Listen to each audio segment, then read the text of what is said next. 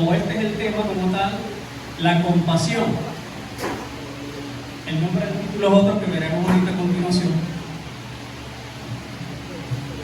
La compasión.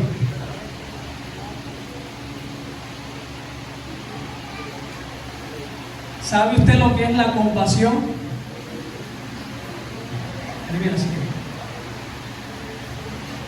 Por definición, significa literalmente sufrir juntos. Se define como el sentimiento que surge al confrontar el sentimiento ajeno y sentirse motivado a aliviar. En otras palabras, cuando sentimos compasión es cuando se presenta ante nosotros alguna persona con algún problema y surge dentro de nosotros también un sentimiento que nos lleva a compadecernos o a condolernos con la persona que está padeciendo. Sufrir juntos, como cuando uno dice, yo me pongo en sus zapatos.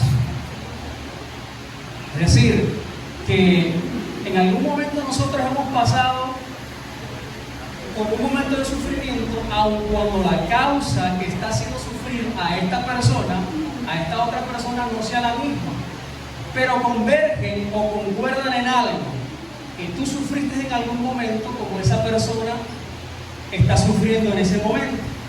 Es decir, en ese sentido son iguales. Y al sentir tú ese sentimiento te va a llevar a ayudar a esa persona y no a que se hunda, sino más bien a tenderle la mano para que pueda salir de la circunstancia donde esa persona se encuentra. Considerémonos a nosotros mismos para poder ser compasivos. ¿Y qué significará considerarnos a nosotros mismos? Hacer un análisis un autoanálisis, ¿okay? Un análisis introspectivo de nosotros mismos, o autoevaluarnos a nosotros mismos. Y cuando nosotros hacemos eso, nos encontramos que nosotros somos débiles, fallamos, ¿okay? Tropezamos. Y cuando eso lo tenemos presente y otra persona caiga o esté pasando por un momento difícil, enseguida nos vamos a identificar con la persona. Y nosotros, cuando tenemos esto presente, vamos a saber que nosotros somos tan débiles como la persona que tenemos enfrente, lo que nos va a llevar a condolernos o a tener compasión. Porque si no tenemos presente que nosotros también somos carne, o sea que también somos débiles, puede ser que tendamos, en vez de ayudar, que se hunda la persona, es decir, que la juzguemos y la condenemos. Pero al considerar que nosotros también somos carne, que también somos débiles, ¿verdad? Estamos en vivo. Que también somos débiles, entonces nosotros vamos a estar siempre bajitos. Porque puede ser que a veces estemos muy llenos de Dios. Y eso nos lleva a sentirnos grandes ante la otra persona, y en vez de ayudar, lo que hacemos es juzgar y condenamos. Amén. Dice la Biblia, hermanos, aun si alguno es sorprendido en alguna falta, vosotros que sois espirituales, restaurad en un espíritu de mansedumbre, mirándote a ti mismo, no sea que tú también seas tentado. Otra versión dice, hermanos, si alguno fuere tomado en alguna falta, vosotros que sois espirituales, que aquí quiero hacer énfasis, dice espirituales con E mayúscula, es decir, es lo mismo que andar en el espíritu, ¿ok? Restaurar altar con el espíritu de mansedumbre, considerándote a ti mismo, para que tú no seas también tentado. Lo mismo que estaba explicando, si yo me considero a sí mismo y sé que yo también soy débil, así así por más que yo esté buscando de Dios, aunque esté muy fuerte en Dios, yo debo ser humilde e ir con una palabra de aliento y entenderle la mano al que se ha caído, al que está en la circunstancia difícil, y no hundirlo, sino darle la mano para sacarlo de la situación donde está. Vamos a buscar en Juan capítulo 8, versículo del 1 al 11. Aquí narra la historia de una mujer que fue sorprendida, el término sorprendida como dice, y si alguno fuera sorprendido en alguna falta, vosotros que sois espirituales, restauradlo. No dice criticarlo, no dice que se hunda más, no dice dale la espalda, sino dice ayúdalo, levántalo. Y en esta historia habla de una mujer, ¿okay?, que fue sorprendida y Jesús se fue al monte de los Olivos y por la mañana vino otra vez al templo y todo el pueblo vino a él y sentándose les enseñaba. Entonces los escribas y los fariseos le trajeron a una mujer tomada o sorprendida en adulterio y poniéndola en medio le dijeron: Maestro, esta mujer ha sido tomada o sorprendida en el acto mismo de adulterio, y en la ley de Moisés nos manda a apedrear a las tales. Tú pues, ¿qué dices? Mas esto decían tentándole para poder acusar. Pero Jesús, inclinado hacia el suelo, escribía en tierra con el dedo, como si no les oyera. Y como persistían en preguntarle, se enderezó y les dijo: el que de ustedes esté sin pecado, sea el primero en arrojar la piedra contra él. Y volviéndose a inclinar hacia el suelo, escribía en tierra.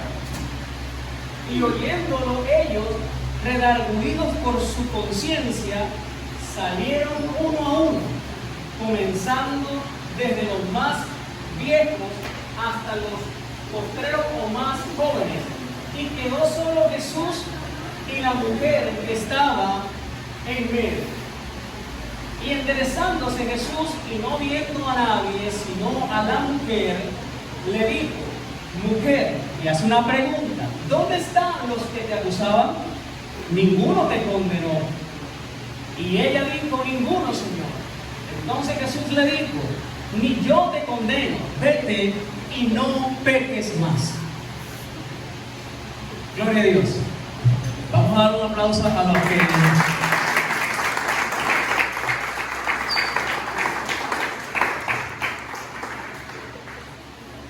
Como pudimos escuchar mientras yo leía y lo que ustedes vieron que ellos pudieron escenificar, quizás no pasó exactamente como ellos hicieron ahorita, quizás hasta fue peor, porque a ellas la sorprendieron con un hombre casado, y para sacarla de allí no sabemos si estaba vestida, si la llevaron sin ropa, no sabemos si la golpearon antes de sacarla de donde estaba.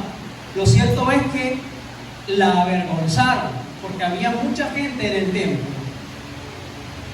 Y Jesús estaba allí enseñando, y estos fariseos y escribas vieron la oportunidad, buscaron la oportunidad o la forma de tentar a Jesús.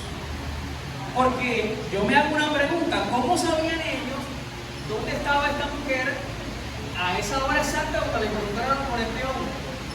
Otra pregunta: quizás a lo mejor sabían de esta situación, pero ni les paraban. Pero como les interesaba tentar a Cristo, estaban maquinando y se les ocurre la idea, porque se acuerdan de dónde está esta mujer con este señor en X lugar, porque fue sorprendida, no estaban en la calle, obviamente, porque estaban teniendo intimidad. Estaban en un lugar donde solamente estaban ellos dos. ¿Cómo sabían ellos que ellos estaban allí? porque a lo mejor sabían de la relación. Por eso Cristo te llama hipócritas, ¿ve? Porque en todo caso, si ya sabían de esa situación, aun cuando Él no lo especifica, tenían que haber arreglado la situación desde hace tiempo y no esperar que Cristo estuviera enseñando para venir y traérsela delante de Él. Ellos dicen: Señor, en la ley de Moisés dice que cuando uno encuentra en el mismo acto a una mujer adulterando, hay que apedrearla. Ellos le insistían porque Jesús no quería responderle nada. Jesús le dice: el que esté libre de pecado, que arroje la primera piedra. Pero tal vez Jesús le pudo haber dicho, cuando ellos le refirieron de que en la ley de Moisés a las mujeres adúlteras había que apedrearlas. Y tal vez si Jesús no hubiese tenido que responder eso, yo creo que le hubiera dicho: sí, eso lo dice allí, pero a esa verdad le falta un pedazo. Levítico 20:10. A esa verdad le falta un pedazo. Es verdad lo que dicen ustedes, hay que apedrearlo, pero ¿dónde está?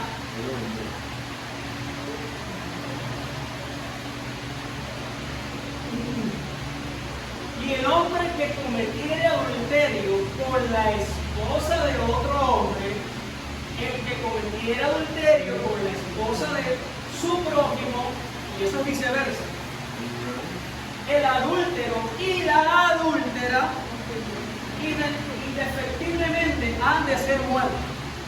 Jesús no hubiese dicho: es verdad, hay que apedrearla, pero ¿y dónde está el hombre? ¿Por qué no lo trajeron? Por eso Cristo muchas veces les llamó hipócritas, porque ellos tenían que haber traído también al hombre, no solamente a la mujer. Tal vez le trajeron a la mujer porque por ser mujer a lo mejor Cristo se iba a contradecir, pero Cristo le responde algo más contundente aún.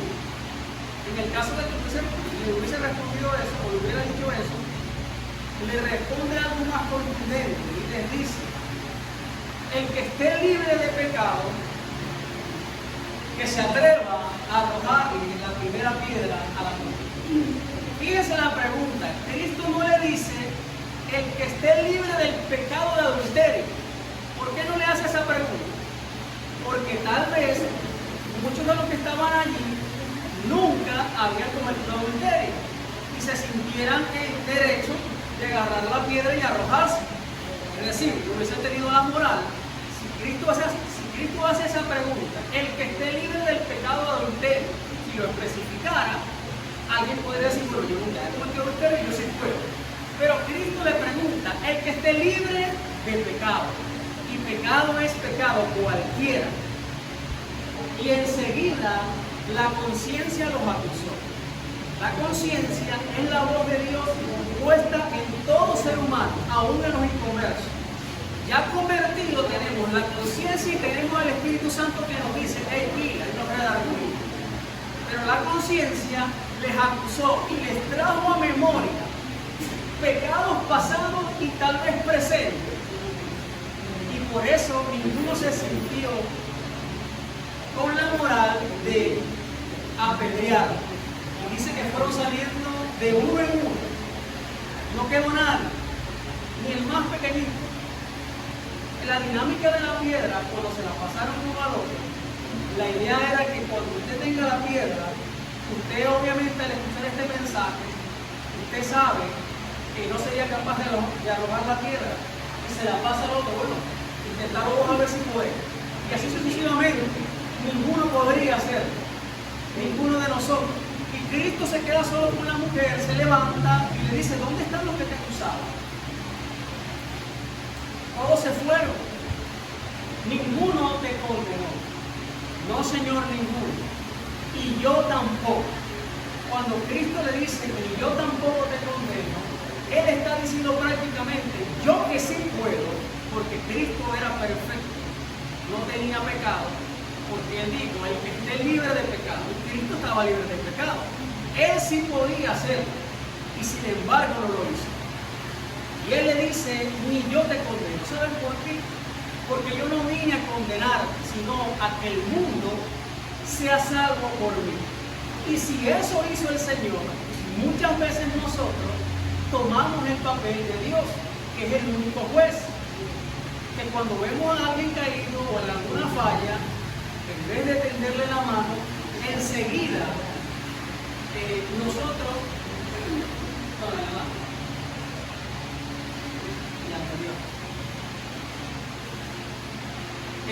nosotros buscamos y señalamos. En mi casa entran unos niñitos que son nietos de la que fue esposa de mi tío, ya ellos murieron. Y ellos entran allá. En estos días estábamos viendo la televisión, estaba mi mamá, mi primo, y hay una niñita de 7 años, pero es muy pila. Ella estaba ahí con nosotros, pero empieza a salir y a entrar. No voy a beber agua, porque tiene esa confianza. Mi primo había comprado un litro de leche así, de larga duración, hizo un café con leche, pero estaba enterita. Bueno, la muchachita va ahí a beber agua y se estaba bebiendo la leche. No nos dimos cuenta, mi prima lo que se da cuenta, le quedaban 2 deditos al litro de leche. Y se puso brava. O sea, ella es muy buena gente, pero se puso brava y le dijo, anda, vete. Y yo le dije a la niñita, estáis castigada, no venís más. Le dije yo. Y leyendo esto que estoy predicando, vino a mí, o sea, en calidad de reflexión, si ella, que es una niña, hizo eso, y yo la castigué diciéndole, no mires más, ¿será que yo, siendo adulto, mereceré ser castigado por cosas que aún son peores que yo he hecho? O sea, yo mismo reflexionando conmigo mismo, porque si ella, que se tomó esa leche, que es una travesura, porque ¿quién de nosotros cuando niño no ha hecho travesura? Tenía hambre, pues, ya había almorzado porque le damos almuerzo, pero bueno, le faltaba el líquido. Y se bebió casi todo el litro de leche. Y yo la castigué diciéndole, no mires más. Entonces yo me puse a reflexionar, si ella merece ese castigo de no ir más, mereceré yo ser castigado siendo adulto, aún más. Entonces cuando la volví a ver le dije, hey, tenéis permiso de entrar aquí, pero ojo, no lo vuelvas a hacer, porque esa es la idea. Era lo que yo tenía que hacer, no decirle no mires más, sino eso no se hace. Restaurar. Si alguno fuera sorprendido, restaurar. Yo prácticamente la había condenado a decirle no vengas más. Y eso nos pasa a nosotros muchas veces. Nos apresuramos a juzgar y a condenar. Porque, como digo, a veces cuando estamos muy fuertes en el Señor, que estamos buscando de Dios, que nos estamos comiendo la Biblia, que estamos orando, es cuando más vulnerables somos. Porque le está diciendo, ve y aconséjale, háblale, pero ojo, considérate a ti mismo, no vaya a ser que tú caigas en un estado peor que en el estado que él o ella ha caído. En Gálatas capítulo 6, versículo 1.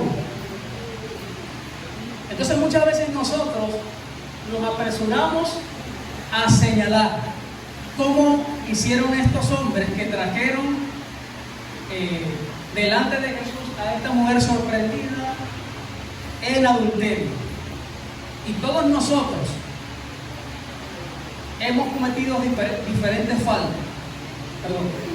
Hasta la más pequeñita, como dijo una vez, si usted tiene la posibilidad de darle un vaso de agua a alguien y se lo niega, ya usted pecó, porque la Biblia dice que el que sabe hacer lo bueno y no lo hace, le es pecado. Hermanos, si alguno fuera tomado, ahora eso lo dije, perdón, Mateo capítulo 7, versículo del 1 al 7.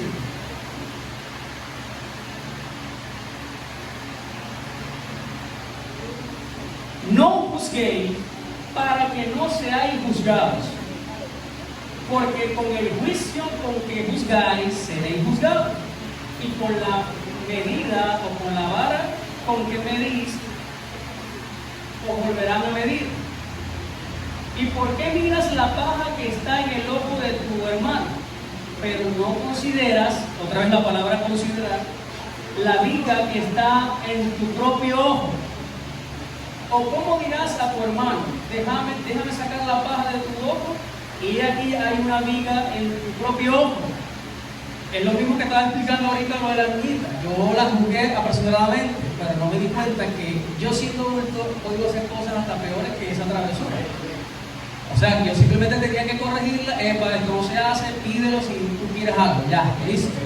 Y muchas veces nosotros nos apresuramos a señalar la lámpara.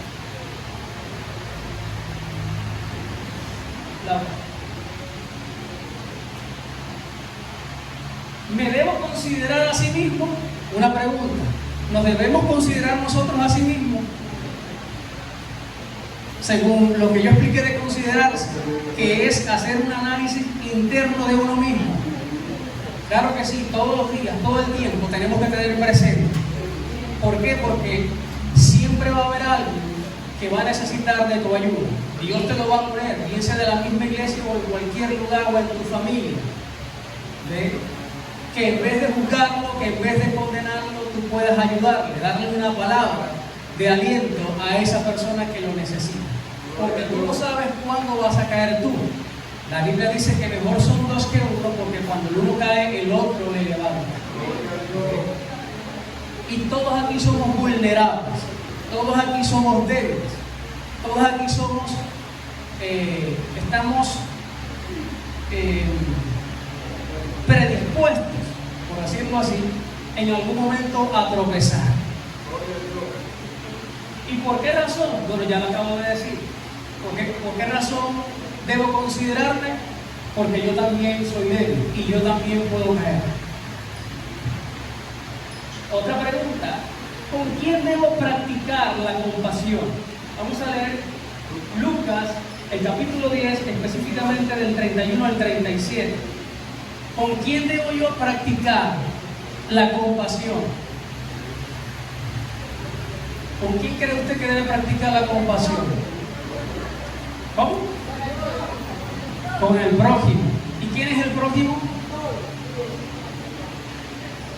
Y aconteció que descendió un sacerdote por aquel camino. Aquí está hablando de, hay un hombre que está herido, lo atracaron, y pasó un sacerdote por ese camino, y cuando vio, pasó por el otro lado, o sea, lo esquivó, le sacó el cuerpo, no lo ayudó. Asimismo, un levita, cuando llegó cerca de aquel lugar y lo vio, pasó por el otro lado, también se hizo el loco. Pero un samaritano que iba de camino vino a donde él estaba, y cuando lo vio, tuvo, ¿qué cosa? Compasión. Es decir, él se identificó: bueno, lo voy a ayudar porque en algún momento yo puedo estar así, o yo estoy firme. Él está caído, pero en algún momento yo puedo estar en la misma condición. Y cuando se consideró a sí mismo, entonces eso lo llevó a ayudar. Y acercándose, vendó sus heridas, echándoles aceite y vino, y poniéndole sobre su cabalgadura, lo llevó al mesón y cuidó de él. Y el otro día, al partir, sacó 2 denarios y los dio al mesonero. Le dijo: cuida de él, y todo lo que demás gastares, yo cuando vuelva te lo pagaré. Este hombre era samaritano. Los samaritanos y los judíos no se trataban entre sí, eran como enemigos, o mejor dicho, los judíos los menospreciaban. Y este sacerdote y este levita eran de Israel, y este que estaba herido era de su mismo pueblo, y tuvo que venir un extranjero a auxiliar a esta persona. Cristo luego le hace una pregunta a alguien y le dice: ¿quién pues de estos 3 te parece que fue el prójimo del que cayó en manos de los ladrones? Y él dijo: el que mostró con él misericordia. Entonces Jesús le dijo: ve y haz tú lo mismo. El prójimo del que está caído es el que lo ayudó, pero el que está caído también es prójimo del que lo ayudó. Es decir, mutuamente son prójimos, porque el que está caído, una vez restaurado, que ya esté fuerte, va a tener que en algún momento ayudar a otro, y viene entonces él siendo prójimo del que está caído nuevamente. Como dijo Yuri, todos somos prójimos uno del otro, y esta compasión debemos practicarla entre nosotros, porque aquí todos nosotros estamos en la misma condición delante de Dios. O sea, no hay niveles, todos somos iguales, porque todos caemos, todos flaqueamos. Cuando tu hermano o hermana esté en alguna falta, sea cual sea, antes de ir a señalar, lo primero que tienes que hacer es acordarte que tú también eres débil y que puedes quizás caer peor, en peor condición que esa persona, porque no hay pecado más grande que otro delante de Dios, todos somos iguales. En el Salmo 50 especifica quién es el único que tiene la autoridad para juzgarnos a cada uno de nosotros, y aún así Dios no nos condena, porque más bien la Biblia dice en Juan 3:16, porque de tal manera amó Dios al mundo, que dio a su único Hijo, para que todo aquel que en Él cree no se pierda, mas tenga vida eterna. O sea, Dios ahí mostró su amor. Si Dios hubiese querido condenar al mundo, enseguida lo destruye, pero al contrario, envió a su Hijo, y su único Hijo, para que fuésemos salvos por Él. Y si eso hizo Cristo, ¿quién de nosotros puede atreverse a condenar a otro? No podríamos. Oye, pueblo mío, y hablaré. No, el 5 y el 6.